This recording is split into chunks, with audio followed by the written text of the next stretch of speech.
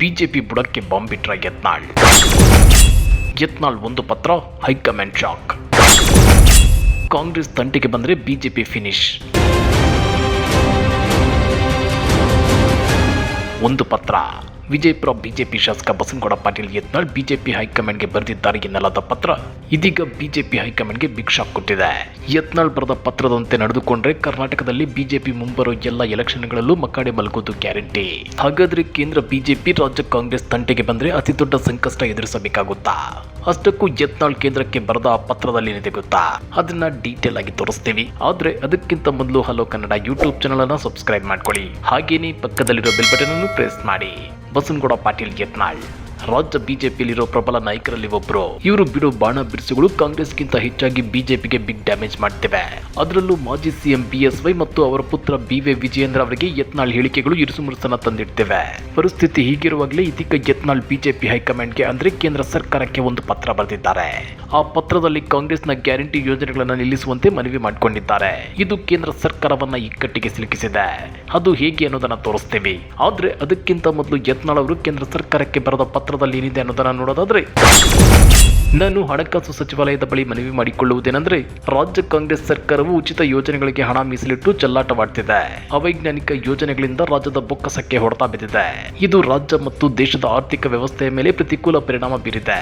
ರಾಜ್ಯ ಅತ್ಯಂತ ಭೀಕರ ಬರಗಾಲ ಎದುರಿಸುತ್ತಿರುವಾಗ ಉಚಿತ ಕೊಡುಗೆಗಳನ್ನು ನೀಡಲಾಗ್ತಿದೆ. ಕರ್ನಾಟಕದಲ್ಲಿ ಅಭಿವೃದ್ಧಿಯಾಗುತ್ತಿಲ್ಲ. ಹೀಗಾಗಿ ಉಚಿತ ಭಾಗ್ಯಗಳನ್ನು ಕೇಂದ್ರ ಸರ್ಕಾರ ತಡೆಯಬೇಕಿದೆ. ಫ್ರೀ ಬೀಸ್ ಸಂಸ್ಕೃತಿ ಕೊನೆಗೊಳ್ಳಬೇಕಾಗಿದೆ. ಹೀಗಂತ ಯತ್ನಾಳ್ ಕೇಂದ್ರ ಬಿಜೆಪಿ ಸರ್ಕಾರಕ್ಕೆ ಪತ್ರ ಬರೆದಿದ್ದಾರೆ. ಹಾಗಾದ್ರೆ ಯತ್ನಾಳ್ ಪತ್ರಕ್ಕೆ ಕೇಂದ್ರ ಸರ್ಕಾರ ಸ್ಪಂದಿಸುತ್ತಾ? ರಾಜ್ಯ ಕಾಂಗ್ರೆಸ್ ಸರ್ಕಾರಕ್ಕೆ 5 ಗ್ಯಾರಂಟಿಗಳನ್ನು ರದ್ದು ಮಾಡುವಂತೆ ಸೂಚಿಸುತ್ತಾ ಅನ್ನೋ ಅನುಮಾನಗಳು ವ್ಯಕ್ತವಾಗ್ತಿವೆ. ಆದ್ರೆ ಒಂದೊಮ್ಮೆ ಕೇಂದ್ರ ಬಿಜೆಪಿ ಸರ್ಕಾರ ಕರ್ನಾಟಕದ ಗ್ಯಾರಂಟಿಗಳನ್ನು ರದ್ದು ಮಾಡುವಂತೆ ಒಂದು ಮೆಸೇಜ್ ಕಳಿಸಿದ್ರು ಸಾಕು, ರಾಜ್ಯದ ಬಡವರ ವಿರೋಧ ಕಟ್ಟಿಕೊಳ್ಳಬೇಕಾಗುತ್ತೆ. ನಿಮ್ಗೆ ಗೊತ್ತಿರಲಿ, ಗ್ಯಾರಂಟಿ ಯೋಜನೆಗಳಿಂದ ರಾಜ್ಯ ಸರ್ಕಾರ ಆರ್ಥಿಕವಾಗಿ ದಿವಾಳಿಯಾಗಿದೆ ಅಂತೇಳಿ ರಾಜ್ಯದ ಪ್ರಭಾವಿ ಬಿಜೆಪಿ ನಾಯಕರು ನಿರಂತರವಾಗಿ ಆರೋಪಿಸುತ್ತಲೇ ಇದ್ದಾರೆ. ಈ ಹಿಂದೆ ಪ್ರಧಾನಿ ಮೋದಿ ಕೂಡ ಕರ್ನಾಟಕದ ಗ್ಯಾರಂಟಿ ಯೋಜನೆಗಳಿಂದ ರಾಜ್ಯ ದಿವಾಳಿಯಾಗುತ್ತೆ ಅಂತೇಳಿ ಗುಡುಗಿದ್ರು. ಆದ್ರೆ ಗ್ಯಾರಂಟಿ ಯೋಜನೆಗಳ ತಂಟೆಗೆ ಬಂದ್ರೆ ಕರ್ನಾಟಕದಲ್ಲಿ ಬಿಜೆಪಿ ಮತ್ತಷ್ಟು ಪಾತಾಳಕ್ಕೆ ಬೀಳೋದು ಗ್ಯಾರಂಟಿ. ಕಳೆದ ವಿಧಾನಸಭಾ ಚುನಾವಣೆಯಲ್ಲಿ ಕಾಂಗ್ರೆಸ್ ಗ್ಯಾರಂಟಿ ಯೋಜನೆಗಳನ್ನು ಘೋಷಿಸಿರೋದಕ್ಕೆ ರಾಜ್ಯದಲ್ಲಿ ಕಾಂಗ್ರೆಸ್ಗೆ 135 ಸೀಟುಗಳು ಬಂದಿದ್ದು ಅನ್ನೋ ಮಾತಿದೆ. ಹೀಗಾಗಿ ಬಿಜೆಪಿ ನಾಯಕರು ಇನ್ಮೇಲೆ ಗ್ಯಾರಂಟಿ ಯೋಜನೆಗಳ ಬಗ್ಗೆ ಕೊಂಕು ಮಾತನಾಡೋದು, ಬಿಟ್ಟಿ ಭಾಗ್ಯಗಳು ಅಂತ ಟೀಕಿಸುವುದನ್ನ ಮಾಡಿದ್ರೆ ರಾಜ್ಯದ ಮತದಾರರು ಚುನಾವಣೆಯಲ್ಲಿ ಬಿಜೆಪಿಗೆ ತಕ್ಕ ಪಾಠ ಕಲಿಸ್ತಾರೆ ಎನ್ನಲಾಗ್ತಿದೆ. ಇನ್ನ ರಾಜ್ಯ ಕಾಂಗ್ರೆಸ್ ಸರ್ಕಾರ ಜಾರಿಗೆ ತಂದಿರೋ ಗ್ಯಾರಂಟಿ ಯೋಜನೆಗಳನ್ನು ರದ್ದು ಮಾಡುವಂತೆ ಯತ್ನಾಳ್ ಕೇಂದ್ರ ಸರ್ಕಾರಕ್ಕೆ ಪತ್ರ ಬರೆದಿರೋದ್ರ ಬಗ್ಗೆ ಡಾಕ್ಟರ್ ಜಿ ಪರಮೇಶ್ವರ್ ರಿಯಾಕ್ಟ್ ಮಾಡಿದ್ದಾರೆ. ಜನ ನಮ್ಮನ್ನ ಆರಿಸಿದ್ದಾರೆ, ಯತ್ನಾಳ್ ಅವರನ್ನಲ್ಲ. ಗ್ಯಾರಂಟಿಗಳ ಸಾಧಕ ಬಾಧಕಗಳನ್ನ ನಾವೇ ನೋಡ್ಕೊಳ್ತೇವೆ. ಸಮಸ್ಯೆ ಬಂದ್ರೆ ನಾವೇ ಪರಿಹಾರ ನೀಡುತ್ತೇವೆ. ನಮಗೆ ಬಿಜೆಪಿಯವರ ಸಲಹೆ ಸೂಚನೆ ಬೇಕಾಗಿಲ್ಲ ಅಂತೇಳಿ ವಾಗ್ದಾಳಿ ನಡೆಸಿದ್ದಾರೆ.